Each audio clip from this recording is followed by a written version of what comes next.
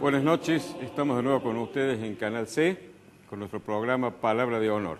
Nuestro invitado de hoy es el doctor Carlos Vido Kessmann, economista, un hombre de una larga y fructífera trayectoria en su materia, que actualmente es el presidente de ACDE Córdoba, entiendo, Sí, ¿no? señor.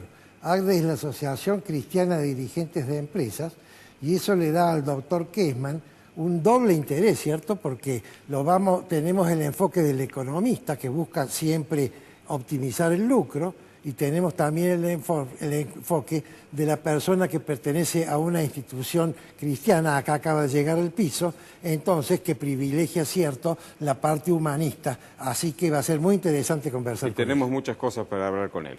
Los invitamos entonces a que nos acompañe.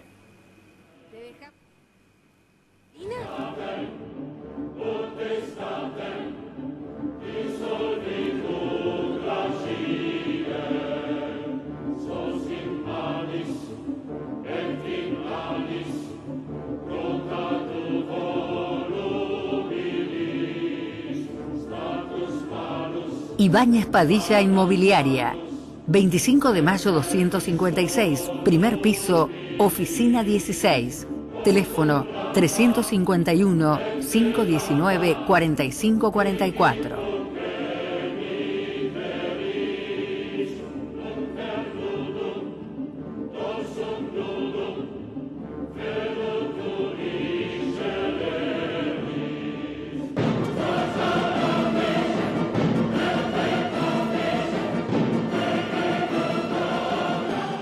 La ministra de Seguridad de la Nación, Patricia Bullrich, ha dado a conocer un protocolo antipiquete, es decir, un proyecto para solucionar el grave problema que se ha convertido en la Argentina de los cortes de ruta, cortes de calle, atropello a los derechos de los ciudadanos, etcétera, etcétera.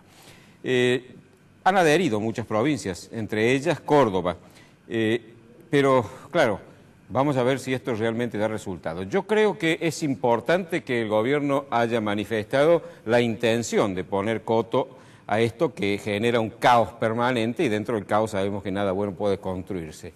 Yo no estoy de acuerdo con los procedimientos que este protocolo propicia, porque creo que hay otras formas de hacerlo que son mejores, pero eso lo dejo para el final. Hoy, en La Voz del Interior, un legislador del Frente de Izquierda y los Trabajadores ha publicado un artículo donde obviamente está totalmente en desacuerdo. El FIT es una organización que participa prácticamente en todos los cortes de calles que hay todos los días en la ciudad, cualquiera sea el que lo organiza y cualquiera sea el motivo por el cual se realiza. Obviamente ha manifestado que está en contra porque esto implica un cercenamiento al derecho de protesta social. Yo creo que tendríamos que empezar, yo he hablado ya de este tema varias veces, pero me parece que esta decisión del gobierno amerita que volvamos a abordarlo. Y esta vez me gustaría empezar analizando el significado de estas palabras. El significado de lo social. Lo social, obviamente, es un adjetivo que significa lo relativo y perteneciente a la sociedad. Cuando yo era chico, lo social estaba captado por un grupo. Todo lo social, la vida social, era la agenda social de la clase alta. Es decir, los diarios hablaban, crónica social, y era fulanita hizo una fiesta, menganito se casó con sutanita. Estaba como cooptado lo social por un grupo. Eso ha ido evolucionando, pero de nuevo ha sido cooptado por otro grupo. Es decir, las clases más menesterosas, las menos favorecidas, son las que ahora monopolizan el término social. Lo social es lo que digamos, las cosas que se hacen o se propician para mejorar la situación de esa gente. Es decir, la sensibilidad social, la propuesta social, la protesta social. Ninguna de las dos me parece atinada, porque la sociedad la conformamos todos los ciudadanos y todos los habitantes de este país y de cualquiera. Es decir, la sociedad no puede estar segmentada o no puede monopolizarse por un grupo, por un sector, sino que tiene que abarcar a todos los argentinos. Lo mismo pasa con la palabra pueblo o el adjetivo popular. Lo popular, algunos sectores quieren monopolizarlo como propio y ellos son lo nacional y lo popular. Cuando lo popular, es decir, lo perteneciente al pueblo, nos concierne a todos los ciudadanos en este caso. Todos los ciudadanos argentinos conformamos el pueblo. Sí, incluso dice un artículo de la Constitución que el que peticionar en nombre del pueblo comete el delito de sedición. Es decir, nadie puede atribuirse a sí mismo la condición de pueblo, ningún grupo. Bueno, analicemos ahora la existencia, la presunta existencia de un derecho de protesta social o de protesta en general. Yo se lo he dicho alguna vez y se lo repito, no he visto nunca, ni en la Constitución Nacional, ni en la provincial, ni en ninguna ley, que se consigne expresamente un derecho de protesta. Supongamos que el derecho de protesta podría estar incluido dentro de los derechos no mencionados que están de los que habla el artículo 19 de la Constitución Nacional, cuando dice que nadie está impedido de hacer lo que la ley no prohíbe. Pero lógico, el derecho de protesta tiene tanto valor como el derecho de andar en cuatro patas, porque tampoco está prohibido. Pero está bien, concedamos, como no está prohibido protestar, está permitido, se puede protestar, pero protestar es una cosa. Y otra cosa es atropellar derechos ajenos, violar la ley o cometer atropellos. En definitiva, el derecho de peticionar no tiene nada que ver con la protesta. El derecho de expresar las ideas por la prensa libremente no tiene nada que ver. Esos son derechos sí consagrados en la Constitución, pero el derecho de protesta no es eso, es una cosa distinta. ¿Cuáles son los derechos que los cortes de calle y estos piquetes atropellan e impiden ejercer? Los derechos, por ejemplo, del artículo 14 de la Constitución, el derecho a transitar libremente, el derecho a trabajar, el derecho a ejercer toda industria ilícita. Hay que ver con dolor, porque realmente duele, la gente que en el centro, cuando hay un piquete, es decir, todos los días, anda buscando por dónde pasa el ómnibus que lo lleva de su trabajo a su casa, o viceversa. Seguramente en este caso, como es el centro, del trabajo a su casa, porque no saben por dónde va a pasar el ómnibus, porque está cortada las avenidas, las calles, los lugares por donde debe pasar. Además de estos derechos de la Constitución Nacional, la Constitución Provincial incluso va más lejos. Fíjense ustedes que en el preámbulo de la Constitución de la provincia de Córdoba establece cuál es la finalidad con que ha sido sancionada. Y dice que es exaltar la dignidad de la persona y garantizar el pleno ejercicio de sus derechos. O sea que ya en el preámbulo, cuando anuncia para qué está la Constitución, nos está diciendo que garantizar a los ciudadanos el ejercicio de sus derechos es la razón de ser de la Constitución. Y por lo tanto, la primera obligación de los gobernantes, que tienen que hacer cumplir la Constitución como juran al asumir.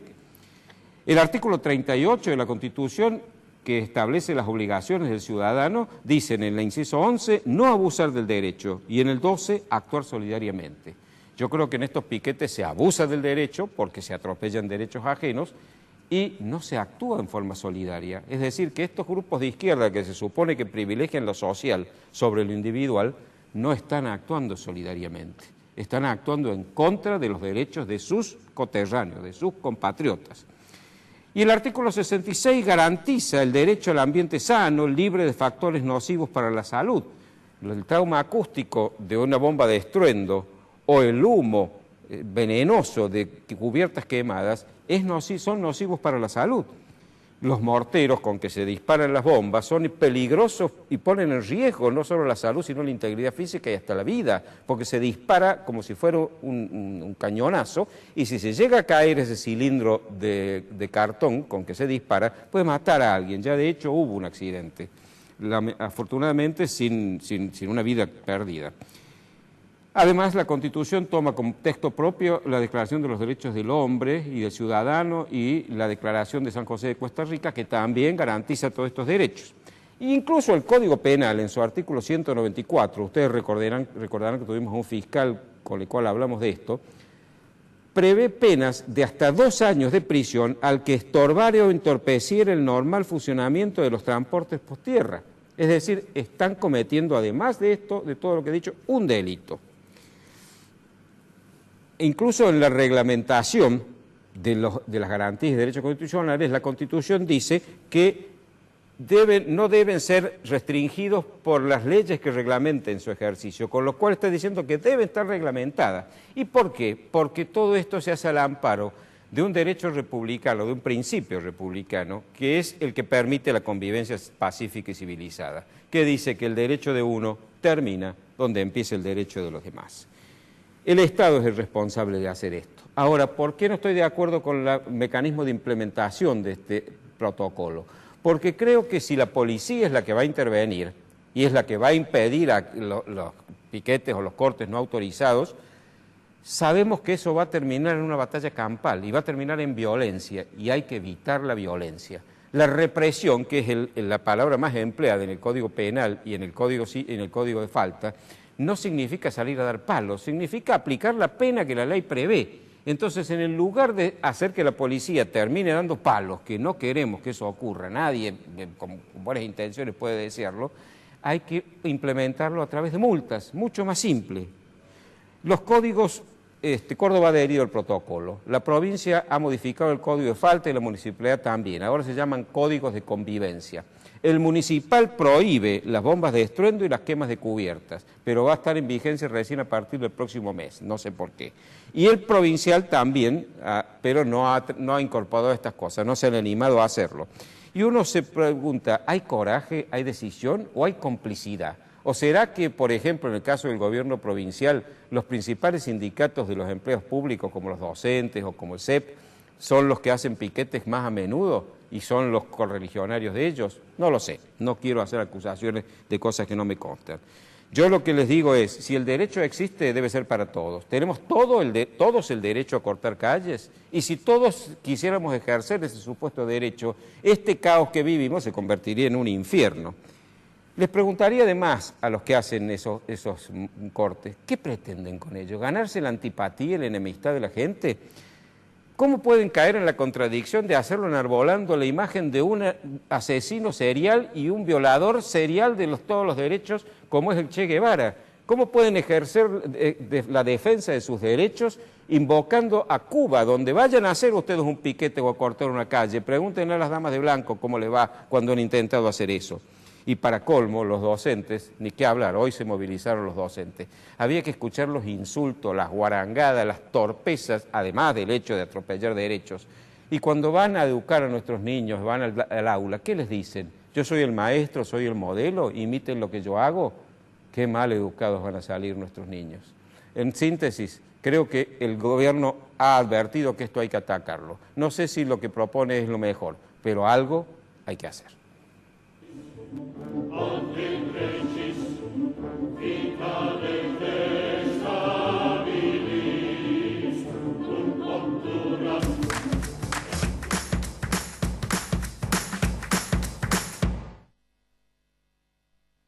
Ibáñez Padilla Inmobiliaria, 25 de mayo 256, primer piso, oficina 16, teléfono 351-519-4544.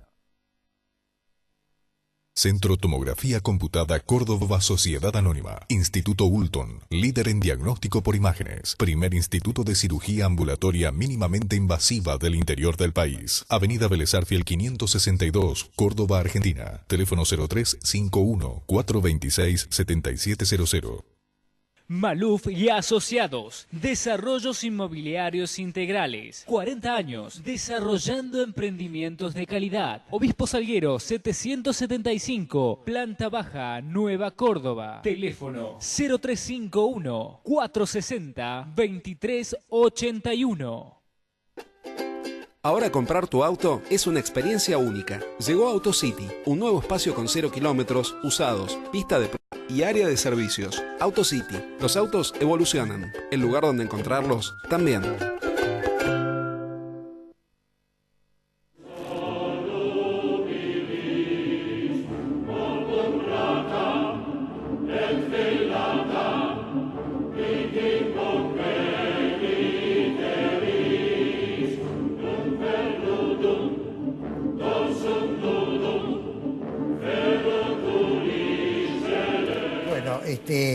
Distinguido doctor Carlos Kessmann, muchas gracias por haber venido. No, por favor, gracias a ustedes. En un día que avecina tormenta. Y bueno, para empezar ya, primero le vamos a hacer preguntas o queremos escuchar al economista.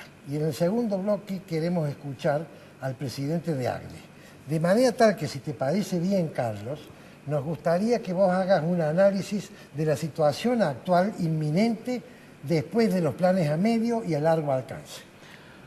Bueno, a mí me parece que nuestro país, nuestra sociedad, está en una situación compleja y con una nueva realidad político-institucional en el Congreso que lleva a llamar la atención, ya que se habla tanto de la cuestión económico-social, de que el análisis económico es relativo en el tiempo, es decir, depende mucho del plazo que nos fijemos para el análisis.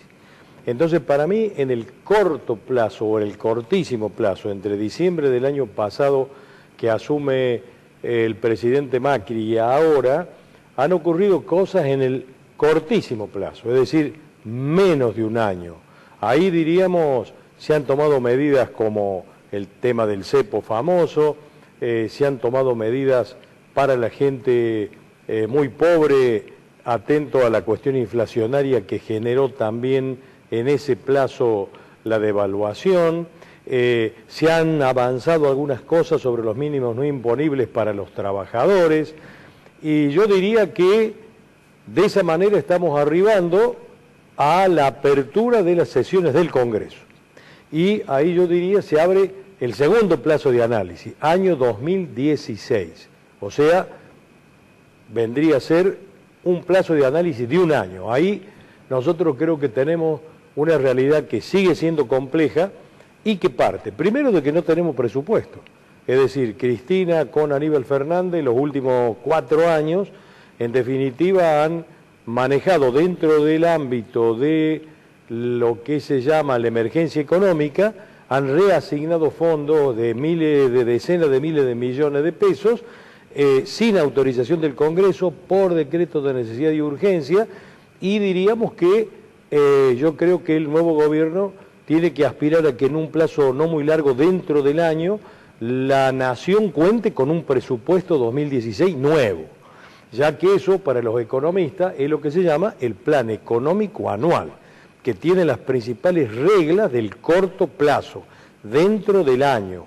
Y yo diría que esto se tiene que complementar con, bueno, la noticia de que se está yendo a un acuerdo con los fondos buitre, debería liberalizar la cuestión del ingreso de fondos internacionales, lo cual tampoco es inmediato, va a llevar unos días, y un tema muy crítico, no conocemos aún cuánto es el déficit fiscal que ha dejado el anterior gobierno. No sabemos si el presidente se va a referir a eso o no en la apertura de las sesiones del Congreso, pero va entre el 4 y el 8% del Producto Bruto Interno Nacional, tanto como que el 8, está, bueno, entre el 4, el 6 o el 8, de 480.000 o 500.000 millones de dólares de PBI, obviamente el déficit fiscal más alto de la historia, que le plantea al gobierno una cuestión crítica, cuyo abordaje puede facilitarse por el arreglo con los fondos buitre, pero no resolverlo. O sea que eso va a condicionar significativamente el desarrollo del año 2016, y no nos olvidemos que en este ambiente se van a lanzar las paritarias entre marzo y abril. Yo diría que esa va a ser la realidad más cruda que vamos a enfrentar en un año complejo, donde la segunda parte del año se van a comenzar a sincerar un poco más las variables económicas desde distintos puntos de vista. Pero ahora, yo diría, sí. No avancemos tanto, Carlos, porque quiero hablar del día de mañana. ¿Vos no crees que el presidente tiene obligación de comunicarle a la sociedad en qué situación económica recibe el país? Bueno, a mí me parece que, siguiendo la orientación político-institucional, estamos en un punto donde el pueblo quiere saber de qué se trata. Es decir, estamos recibiendo, no nos olvidemos que el INDEC aún no existe, no conocemos la realidad objetiva por el sistema estadístico nacional, el presupuesto nacional no existe, no conocemos cuál es el verdadero nivel del déficit fiscal que va a condicionar toda la gestión, y a mí me parece que el presidente, aunque dicen que no desearía insistir en la herencia recibida, me parece que son campos en los que la ciudadanía necesita saber desde qué punto partimos o qué heredamos. Esto va a condicionar mucho lo que yo deseo plantear como último punto, es decir, ¿a qué deberíamos aspirar los argentinos en los próximos 4 años? Es decir, en el mediano plazo, con todo este gobierno. Muy sintéticamente yo diría que hay 4 puntos críticos y dentro de eso ustedes pueden preguntar lo que deseen. El primer punto es las reglas de juego de largo plazo, monetaria, fiscal, cambiaria e inflacionaria. El gobierno todavía no está en condiciones de fijarlas. Las va a ir fijando luego de que se den estas realidades del año 2016. Y sin reglas de juego de largo plazo, aunque se arregle lo de los fondos buitre, Argentina no va a contar con la confianza que se elabora con el tiempo para que haya un flujo de inversión. El segundo punto es algo muy importante, lo que se llama el grado de competencia interior, que es una simbiosis, una mezcla entre la ley de defensa de la competencia y del consumidor nacional con el grado de apertura de la economía. Sabemos que estamos partiendo de una economía totalmente cerrada, con restricciones de casi prohibición para operar en importación y exportación, que en parte muy simples se han levantado con el cepo, pero yo diría, se está hablando de negociar con la Unión Europea. Con la Unión Europea no se puede negociar sin que la Unión Europea, Estados Unidos y Japón levanten los subsidios a las commodities de todo el grupo productor de alimentos. Claro. Tercer punto, la dilapidación de recursos.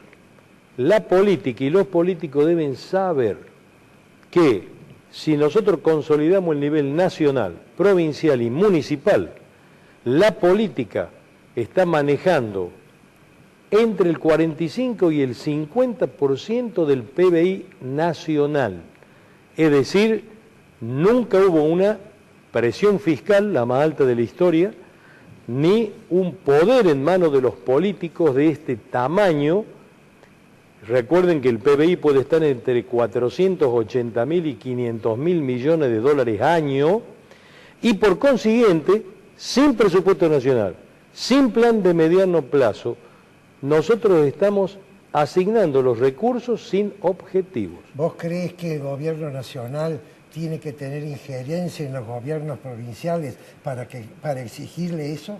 Bueno, no injerencia, pero sí ir a una coordinación de los 3 niveles de gobierno, nacional, provincial y municipal, donde no vamos a entrar en la discusión público-privada, pero sí a llamar la atención de que los niveles del Estado no pueden seguir manejando semejante nivel sin objetivo. Y termino con un último punto. El cuarto. Todo esto, el cuarto punto, uno diría, bueno, pero todo esto es muy complicado, algo más simple.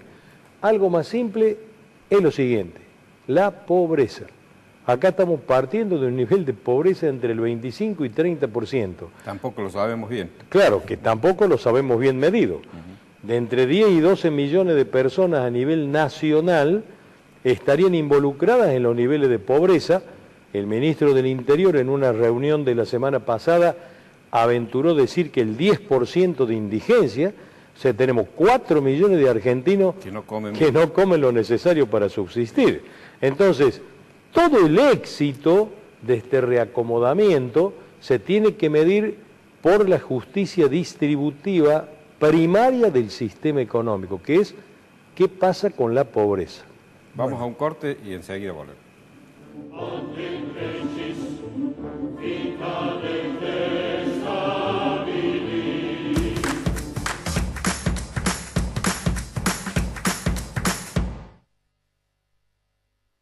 Ibáñez Padilla Inmobiliaria. 25 de mayo 256, primer piso, oficina 16. Teléfono 351-519-4544. Centro Tomografía Computada Córdoba Sociedad Anónima. Instituto Ulton, líder en diagnóstico por imágenes. Primer instituto de cirugía ambulatoria mínimamente invasiva del interior del país. Avenida Vélez Arfiel 562, Córdoba, Argentina. Teléfono 0351-426-7700. Maluf y Asociados, Desarrollos Inmobiliarios Integrales, 40 años, desarrollando emprendimientos de calidad. Obispo Salguero 775, Planta Baja, Nueva Córdoba. Teléfono 0351-460-2381. Ahora comprar tu auto es una experiencia única. Llegó AutoCity, un nuevo espacio con 0 kilómetros, usados, pista de prueba y área de servicios. AutoCity, los autos evolucionan. El lugar donde encontrarlos también.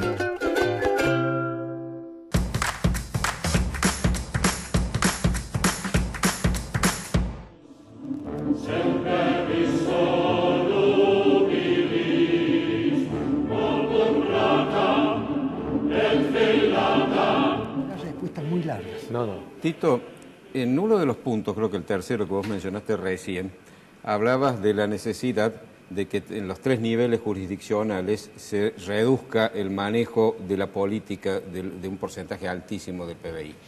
Esto significa, en palabras más simples, reducción del gasto público.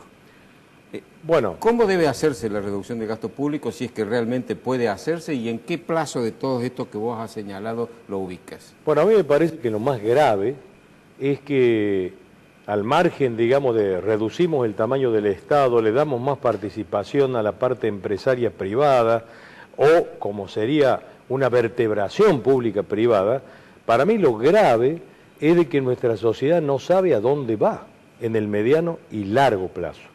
Entonces, el excedente económico, o sea, todo lo que no se consume, en este momento se está dilapidando por una falta de objetivos de mediano y largo plazo. Eso para mí vendría a ser la clave de la política en un sentido alto, donde toda la sociedad debería posicionarse en una coordinación público-privada para asignar los recursos de una manera prioritaria, según objetivos, que no los tenemos como sociedad. Entonces eso yo le daría más importancia a reducir o no el gasto público. Mínimamente me parece a mí que desde la campaña política la nueva gestión viene más pensando en un uso eficiente de lo que tienen, pero como sociedad digo, cuidado, que la política está manejando el 45% del producto. Ahora, la conciencia social para que la sociedad colabore con eso requeriría lo que conversábamos recién en el intervalo y decían vos y Eduardo, la necesidad de que el presidente de la Nación nos haga conocer a los ciudadanos cuál es la verdadera situación, cuáles son estas variables que todavía ignoramos. Claro, yo diría las variables que ignoramos para conocer la realidad. Como decía recién, el pueblo quiere saber de qué se trata, primero, y segundo, no nos olvidemos que si bien este va a ser un proceso de ordenamiento complejo, que fácilmente va a llevar todo este año, o a fines de año vamos a tener una versión más realista de dónde estamos, también en lo macroeconómico, me parece que un punto crítico a llamar la atención es que de todo lo que se habló hasta ahora, coparticipación, provincias, todo el mundo quiere más plata para la docencia, más recursos, y no un ordenamiento prioritario. Así va a ser. Doctor Keisman, quiero preguntarle ahora al presidente de ACDE. Me refiero al cuarto punto. Vos has hablado de la pobreza. ¿Cómo se concilia la necesidad de lucro de la doctrina ortodoxa liberal con la opción por los pobres del Papa Francisco? Bueno, siempre, por mi parte, he pensado, como católico, que la conciliación entre la actividad libre del hombre en lo económico, no nos olvidemos que Juan Pablo II, que venía del comunismo, claramente planteó que el derecho a la iniciativa económica es un derecho del hombre, no del Estado.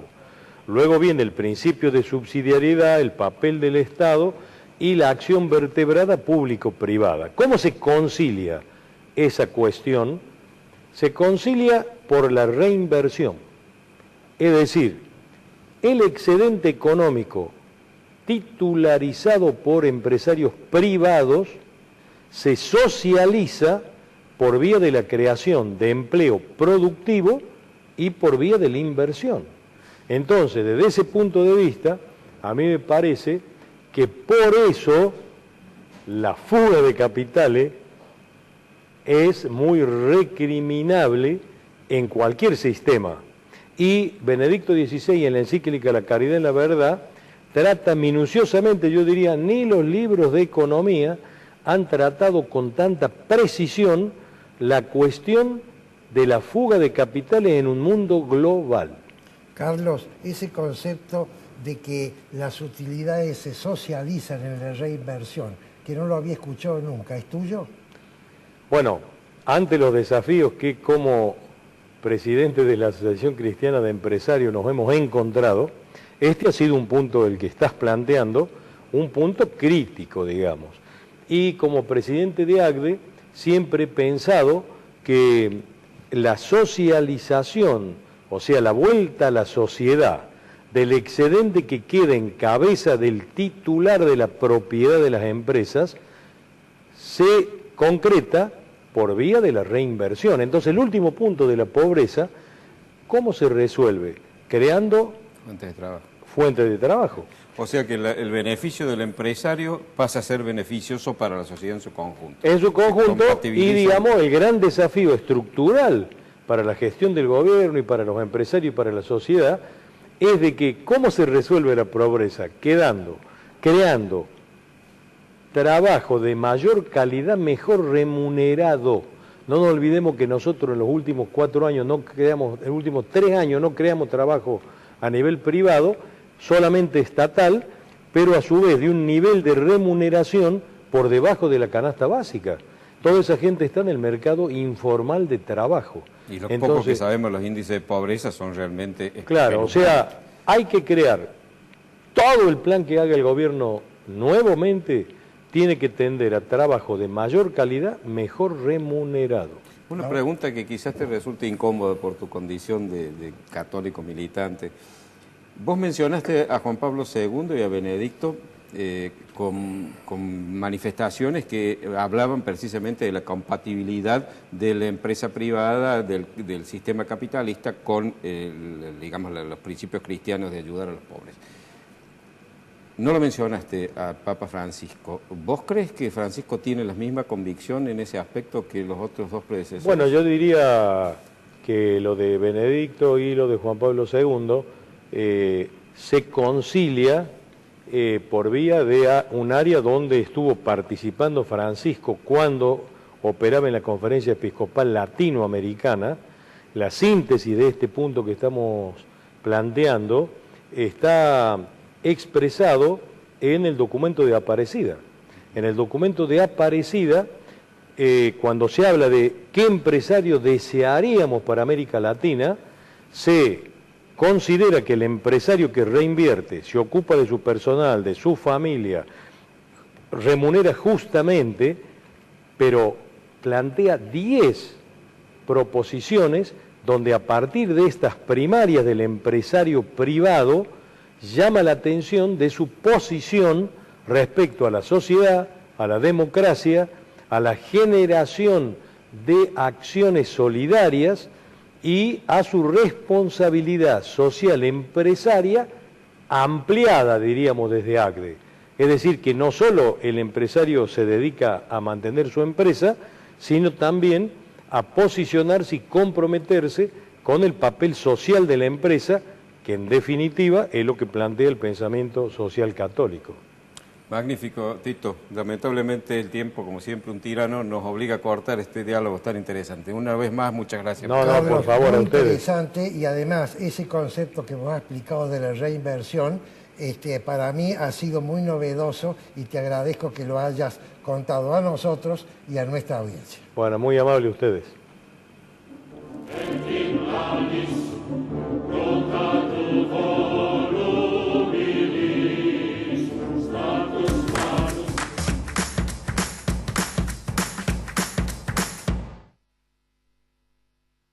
Ibáñez Padilla Inmobiliaria. 25 de mayo 256, primer piso, oficina 16. Teléfono 351-519-4544. Ahora comprar tu auto es una experiencia única. Llegó AutoCity, un nuevo espacio con 0 kilómetros, usados, pista de prueba y área de servicios. AutoCity, los autos evolucionan. El lugar donde encontrarlos también. Maluf y Asociados, Desarrollos Inmobiliarios Integrales. 40 años desarrollando emprendimientos de calidad. Obispo Salguero 775, planta baja, Nueva Córdoba. Teléfono 0351 460 2381. Centro Tomografía Computada Córdoba Sociedad Anónima. Instituto Ulton, líder en diagnóstico por imágenes. Primer instituto de cirugía ambulatoria mínimamente invasiva del interior del país. Avenida Vélez Arfiel 562, Córdoba, Argentina. Teléfono 0351 426 7700.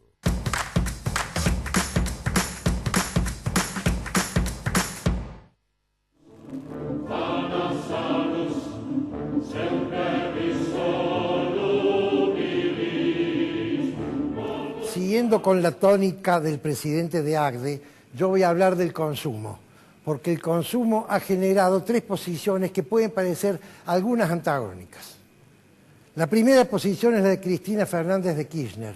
En su último mandato lo que hizo es beneficiar el consumo. La segunda posición es la del Papa Francisco. El Papa Francisco aparentemente denostó al consumo. Y la tercera posición es la de los economistas liberales ortodoxos, que dicen el consumo es uno de los factores indispensables para el hecho económico del capitalismo. Si no hay consumo, no rueda entonces la rueda de la economía de mercado. ¿Cómo se entiende esto?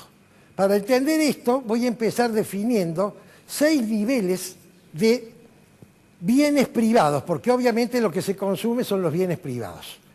Económicos, que tienen valor económico. Los bienes que no son escasos no están en discusión. El primer nivel, o la primera clasificación, yo la llamo los bienes en desuso, que se define como aquellos bienes de mi propiedad que yo no uso ni protejo. Uno no tiene derecho a tener bienes en desuso. Así como uno tiene derecho natural a poseer propiedad privada, la propiedad privada para nosotros los liberales es un derecho natural, es decir, está antes que la ley. La ley no la puede eliminar, inclusive ni siquiera es un invento del hombre. Hay antecedentes entre los animales. Usted va a decir, ¿cómo dice semejante cosa? Les voy a poner 2 ejemplos. Los animales territoriales que conquistan, marcan y defienden territorio. Y algunos animales, algunos ni siquiera mamíferos, aves, que fabrican productos, por ejemplo el hornero, y lo consideran propiedad privada y así lo cuidan. La propiedad privada se justifica con el uso y la protección, y si no, no hay derecho a tenerla. La segunda clasificación, que es un poco el origen de esta conversación, son los bienes de consumo. Los bienes de consumo son los que se gastan cuando se usan. Y hay 2 tipos. El primer tipo son los bienes de consumo básicos, aquellos que sirven para la supervivencia. ¿Se acuerdan de la pirámide de necesidades de Maslow? La supervivencia se consigue con los bienes básicos. Y la segunda clasificación de bienes de consumo son los bienes superfluos, o aquellos bienes que no son necesarios, pero que nosotros los consumimos porque nos hacen la vida más agradable. Hay una línea entre ambas que no es clara y que depende de muchos factores. Por ejemplo, un traje para un obrero es un bien superfluo. Un traje para un empleado bancario de los años 50 era un bien absolutamente básico y necesario porque era obligación de los empleados bancarios ir de traje. La tercera clasificación son los bienes de uso. Los bienes de uso son aquellos bienes que se utilizan pero la pérdida del valor no está dado tanto por el gasto, sino por la obsolescencia. Los bienes de uso pueden ser los bienes muebles, los bienes inmuebles, los semovientes y los bienes que no son físicos, sino que son propiedad intelectual. El nivel que sigue son los bienes de inversión, que hay de dos tipos. Los bienes financieros, que es el ahorro en un banco, que genera el capital. El mercado de capital es fundamental. ¿Por qué? Porque le permite a quien tiene acceso al crédito a hacer hoy negocios con plata que va a ganar mañana. Y eso mueve la rueda de la economía. Y los bienes económicos, el ejemplo más clásico es comprar acciones de una sociedad anónima, por ejemplo. La clasificación que sigue son los bienes de producción. Cuando uno no quiere dar su capital a terceros para que ellos hagan negocios y quiere hacer los negocios propios, está produciendo. Y eso es lo que convierte a el capitalismo en una máquina de desarrollo. La iniciativa privada en libertad, que para beneficiar al empresario debe beneficiar antes a la sociedad, como decía Carlos Kessmann. Ahora voy a explicar las tres posiciones que estaba hablando. ¿Qué es lo que hace Cristina para fomentar el consumo? Subvenciona el consumo. ¿Qué significa que subvenciona al consumo? Que está pagando o en precio bajo o está pagando en sueldo alto algo que no lo paga ella. ¿Y quién lo paga? Toda subvención, mis queridos amigos, las paga un tercero porque hay una transferencia de recursos económicos o la paga el Estado, todos juntos. Cristina hizo eso. Total, al final ella se iba y que vinieran los otros y arreglaran después. ¿Cuál es la posición del Papa? El Papa no denosta al consumo. El Papa ha hablado en contra del consumismo y en contra del tenor de consumo, que no es lo mismo. ¿Qué es lo que quiere decir el Papa? Señor, si usted está ganando dinero que ya ha pasado el consumo básico y ahora está en el uso y ha pasado el uso, tiene que empezar a ahorrar. Y si usted en vez de empezar a ahorrar, usted está gastando todo en consumo no necesario, usted está trastocando la escala de valores del ser humano. El ser humano está fabricado en la búsqueda del ser, no en la búsqueda del tener. El tener es el amarrocar cosas materiales. En cambio, el ser es el desarrollo de las esencias del ser humano, que son 5, no 3. La primera es la parte física, la segunda es la parte intelectual, la tercera es la parte espiritual, no religiosa, sino espiritual, las emociones superiores. La cuarta es el ser humano considerado como partícipe de la comunidad. Es un individuo de un grupo. Y la quinta, y esta es la novedad que les traigo, es el ser humano que participa en la escala evolutiva en un punto. Yo recibo de mi abuelo y de mi padre y le transmito a mi hijo y a mi nieto. Y entonces yo estoy ubicado en la secuencia, en un cierto lugar, y todo lo que haga yo va a generar responsabilidades nuevas a los que siguen después de mí. Eso es un poco el mensaje que ha dado Francisco cuando habla del tema del hábitat. Nosotros somos responsables del hábitat que le vamos a dejar a nuestros hijos. ¿Y cómo se explica la parte del economista liberal con el tema del consumo? El economista liberal dice, señores, el consumo es un factor de la economía capitalista. Todo empieza con la ganancia.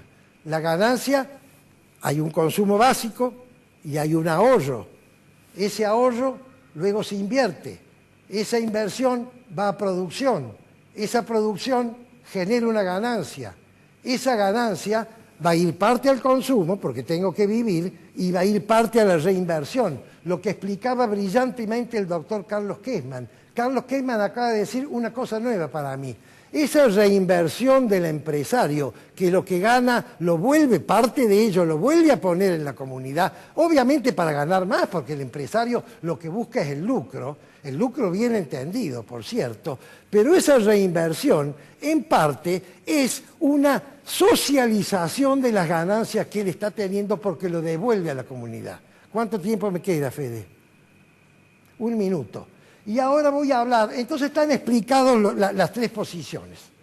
Y ahora voy a hablar de la 6ª clasificación, que no la voy a explicar, pero la tengo que mencionar.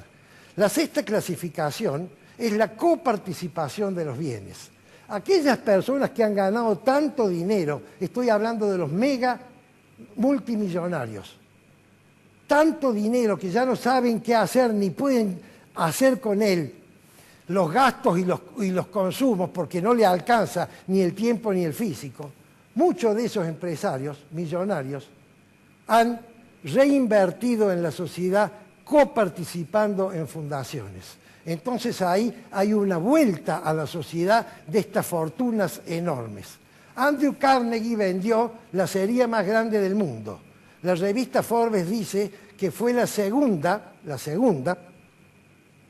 fortuna más grande de la historia de la época capitalista. Cuando vendió su emporio de acero al grupo de JP Morgan, JP le dijo, quiero decirle, había vendido, pónganle a $2.000 millones para aquella época, era una locura. Quiero decirle que nosotros estábamos dispuestos a pagarles 3.000 millones. Y Andrew con una sonrisa le contestó, quiero decirle que yo estaba dispuesto a aceptar 1.000 millones. Después de eso, esta anécdota interesante, un periodista le dijo, señor Carnegie, ¿qué va a hacer usted con semejante cantidad de dinero a los 50 años?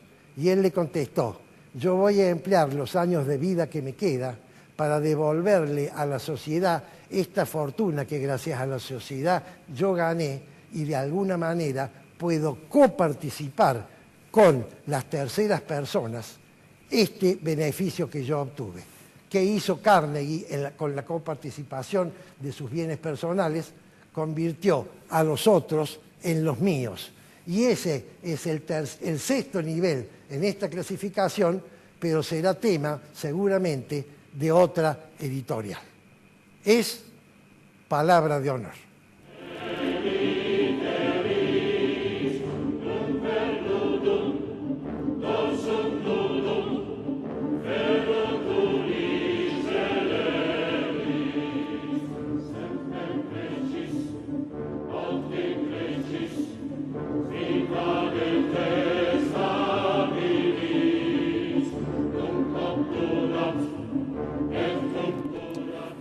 Me he referido varias veces a la Universidad Nacional de Córdoba y en general a las universidades estatales argentinas y a su decadencia. E incluso he llegado a decir que me daba vergüenza esta universidad que alguna vez me provocó orgullo como cordobés, la más antigua universidad argentina, la universidad que durante 2 siglos fue la única en nuestro territorio y que ha sido realmente una institución señera en la historia de la educación argentina. Hace 20 días aproximadamente tuvimos una noticia que parecía que empezaba a revertir esta sensación de que la universidad no estaba satisfaciendo las expectativas puestas en ella. Y era la noticia de que un grupo de investigadores reunidos en una institución que se llama LIGO, cuyas son iniciales de un nombre que en inglés significa Laser Interferometer Gravitational Waves Observatory, es decir, observatorio de ondas gravitacionales. Habían detectado por primera vez la existencia y comprobado la existencia de las ondas gravitacionales, es decir, esto que planteó como teoría cuando expuso la teoría de relatividad Albert Einstein, pero que hasta el momento no había podido ser probado, demostrada. La vocera y la que coordina el grupo LIGO es la doctora Gabriela González, que es egresada de la Facultad de FAMAF, de la Facultad de Astronomía, Física y Matemáticas de la Universidad Nacional de Córdoba. Es decir, un orgullo realmente extraordinario para los cordobeses que una egresada de nuestra universidad, que tiene casi 400 años, esté a la espera y calificada con buenas probabilidades de obtener el premio Nobel por este descubrimiento fantástico que ha hecho. Algo que realmente hace mucho tiempo no veíamos en egresados de nuestra universidad. Pero no pasó una semana hasta que tuviéramos también el baldazo de agua fría que enfriara el entusiasmo que nos había provocado esta noticia. La decana de FAMAF, precisamente, Mirta Iriondo, en una reunión que se hizo el miércoles de la semana pasada para tratar la reelección del rector Tamarit, tuvo una expresión que la voy a repetir textualmente con el perdón de ustedes, que va a implicar una palabra inapropiada que yo no diría nunca en televisión, pero que la ha dicho esta señora, por lo tanto debo repetirla con fidelidad. Dijo, bastante enojada: a mí me interesa un carajo lo académico, no me importa. Yo no soy universitaria ni me interesa. Yo provengo de la militancia partidaria. Soy peronista, kirchnerista, como Pancho, el rector Tamarit, con el cual venimos trabajando para gobernar la universidad. Realmente cuando yo leí esto dije, realmente esta señora ha perdido todo freno inhibitorio, pero si sin frenos inhibitorios ha dicho esto ha de ser cierto, es realmente lo que ella piensa. Y alguien que es decana de una de las facultades más prestigiosas, de las que todavía conserva prestigio en la Universidad Nacional de Córdoba, que diga esto, que no le importa nada lo académico, sino solo lo político y su militancia en el kirchnerismo, realmente a mí por lo menos, me ha dejado profundamente mortificado. Esta señora tiene una larga trayectoria, e incluso con títulos académicos, pero en lo político ha sido subsecretaria de Investigación Científica en el Ministerio de Defensa durante el gobierno de Cristina Fernández de Kirchner. Tuvo que renunciar por algún escándalo, un papelón que tuvo la Argentina, que fue cuando fue secuestrada la fragata Libertad en un puerto de la República de Ghana. La secuestraron para embargarla. Tuvo que renunciar porque realmente esto había sido algo bochornoso. Esta señora tiene una vieja militancia en el grupo Montoneros, fue presa durante el gobierno militar e incluso dice haber sido torturada, pero después se fue del país, se exilió, y después, cuando volvió, retomó la actividad académica e incluso fue profesora del Instituto Universitario Aeronáutico, con lo cual parece reconstituyó la relación con las Fuerzas Armadas. En buena hora que haya sido así. Ahora bien, esto que me provoca vergüenza y que creo que a más de uno, creo que los que están viendo les debe provocar también vergüenza, no es sino una mancha más en este prestigio tan vapuleado de nuestra Casa de Trejo. Hace algún tiempo, creo que fue a fines del 2014, estuvo aquí el entonces y actual decano de la Facultad de Ciencias Agropecuarias, el doctor Conrero. El doctor Conrero había sido víctima de un atentado lamentable en una reunión del Consejo Superior de la Universidad, a donde se discutía un convenio que había hecho la facultad con la empresa Monsanto para hacer la valoración de si la planta que quieren instalar en Malvinas, Argentina, que todavía está el piquete ahí impidiendo ni siquiera que entren a trabajar, era contaminante o no. Pues entró un grupo de gente que había usado el rector Tamarit para meter en reuniones del Consejo Superior elementos díscolos que causaran molestias y alteraran el ambiente, y esta vez hubo incluso no solo agresiones verbales, sino agresiones físicas, y a Conrero le tiraron un vaso con glifosato. Yo creo que no necesito referirme nuevamente a la politización de la política, pero creo que esto es una muestra más de que esta universidad, cuyas noticias en el 90% son si el rector va a ser reelegido, o si fulano tiene los votos de Mengano, o si responde al político tal o cual, nos está demostrando que por este camino la universidad, con los logros que pueden tener algunos de sus egresados, como la doctora González, lo que prevalece es la vergüenza de una institución que se ha degradado hasta niveles que jamás imaginamos.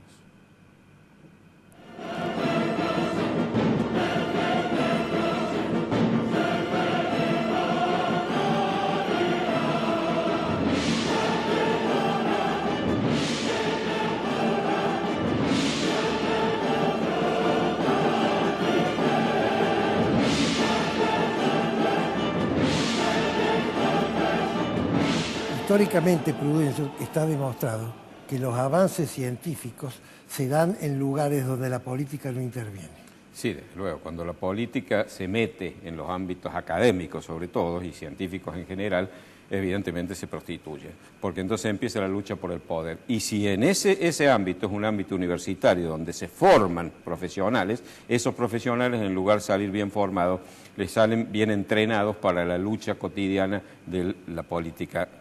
¿Cuál ha sido partidaria. para vos el científico más brillante de la historia? No lo sé, pero Empieza Einstein... con E. Con Einstein posiblemente. ¿Por qué se fue de Alemania Einstein? Y bueno, porque estaba no solo politizada, sino que estaba secuestrada por el Estado. ¿Qué le pasó a Alemania? Se quedó sin todos los progresos que trajo Einstein. Así es. Ha llegado la hora de decirles hasta el lunes que viene. Si Dios quiere.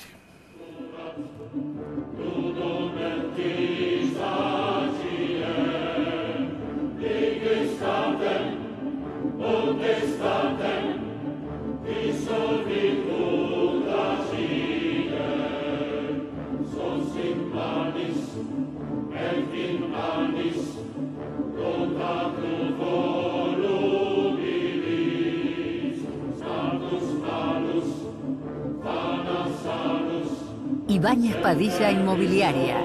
25 de mayo 256, primer piso, oficina 16.